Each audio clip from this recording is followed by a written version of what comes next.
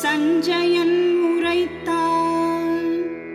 அப்போது ராஜா துரியோதனன் அணிவகுத்த பாண்டவரின் படையை பார்த்த பிறகு துரோணரை அணுகிக் கூறினான். ஹரியோம். பேராசையின் வடிவான திருதராஷ்டிரன் கேட்க வியாசரின் அருளினால் தூரதிருஷ்டி பார்வையை பெற்ற சஞ்சயன் கூறுகின்றான். சஞ்சயன் என்றால் சம்யக் ஜெயதி, அதாவது தன்னை நன்கு வென்றவன். ஆம், தன் புலன்களையும் தன் மனதையும் வென்றவன்.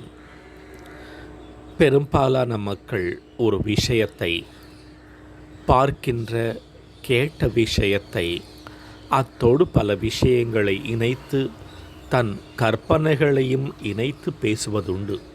ஆனால் இங்கே சஞ்சயன் இருப்பதாக கூறுகின்றான். ஆம், யுத்த களத்தில் நடந்ததை அப்படியே கூறுகின்றான். அப்பொழுது ராஜா துரியோதனன் துரோணரை அணுகி கூறினான் என்று கூறுகின்றார். துரோணாச்சாரியார் அவர் அனைவருக்குமே குரு.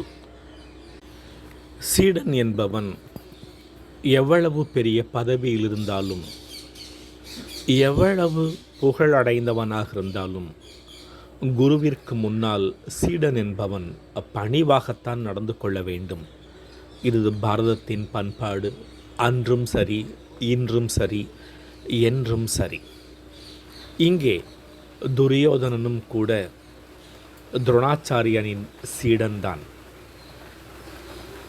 துரியோதனன் சீடனாக தன்னை பாவித்து துரோணரை அணுகாமல் ராஜா துரியோதனன் என்கின்ற சொல்லினால் குறிப்பிடுகின்றார். துரியோதனன் துரோணரை ராஜாவாக தன்னை பாவித்து கொண்டு அணுகுகின்றான். அவ்வாறு அணுகி என்ன கூறினான் என்பதை அடுத்த பாடலில் பார்க்கலாம். ஹரியோம்.